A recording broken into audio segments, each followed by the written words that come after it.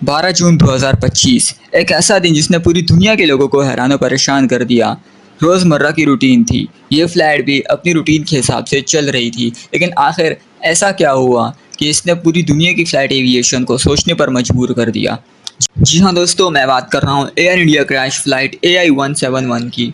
इसमें total 242 people travel कर रहे थे और उसमें 230 नॉर्मल ट्रैवलर्स थे एंड बाकी 12 क्रू मेंबर्स थे।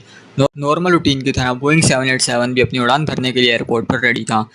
रनवे पर जाते ही उसने एक कामयाब टेक ऑफ लिया और आसमान की ऊंचाइयों में जाने लगा। उड़ान भरते ही बहुत सी फैमिलीज खुश नज़र आ रही थी, हंसी खुशी अपने बच्चों के साथ और बड़ों के साथ वक्त बिता रहे थे। बहुत से बिजनेस ट्रैवलर्स अपने फ्यूचर को प्लान कर रहे थे और बहुत छोटे बच्चे हंसी खुशी एक दूसरे के साथ खेल रहे थे। पर इन्हें क्या पता था, इनके चंद अगले लम्हात इनके आखिरी लम्हात होंगे। फ्लाइट के कुछ ही मिनट्स बाद जहाज़ में कुछ अजीब सा मसला पेश आया। कॉकपिट में बैठे पायलट्स ने मायूसी की हालत में मेडे कॉल कर दी। इनकी आवाज़ बहुत कांप रही थी। वो जहाज़ को बचाने की भरपूर कोशिश कर रहे थे। प्लेन अब अपनी ऊंचाइयों की मंजिल को तय करने के बजाय ज़मीन की तरफ बढ़ रहा था और एक बहुत ही भयानक हादसे की तरफ जा रहा था। ये जहाज़ अहमदाबाद के शहर में मौजूद बीजे मेडिकल कॉलेज की तरफ बढ़ रहा था।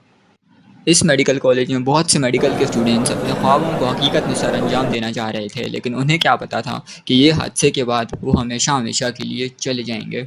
और कुछ ही लम्हों में ये जहाज़ मेडिकल कॉलेज के साथ टकरा जाता है और बहुत सी मासूम जानें इस दुनिया को छोड़कर चली जाती हैं।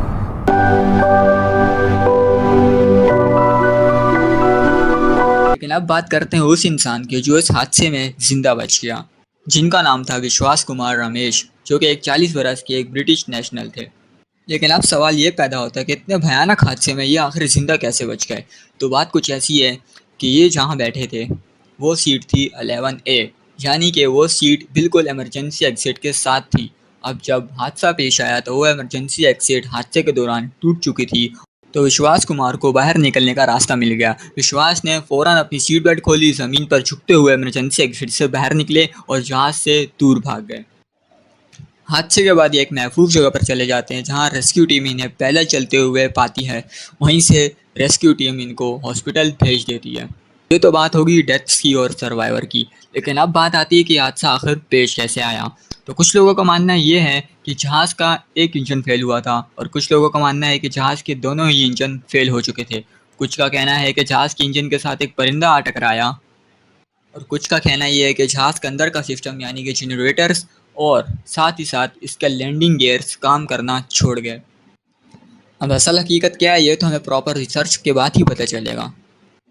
बाकी जब तक कोई प्रॉपर खबर नहीं आ जाती हम इस बारे में कुछ नहीं कह सकते। आप लोगों को क्या लगता है कि यह हादसा किस वजह से पेश आया होगा? अपने अपने रीजंस कमेंट्स में बताएं। बाकी मैं आप लोगों से मिलता हूँ नेक्स्ट वीडियो में। बाय।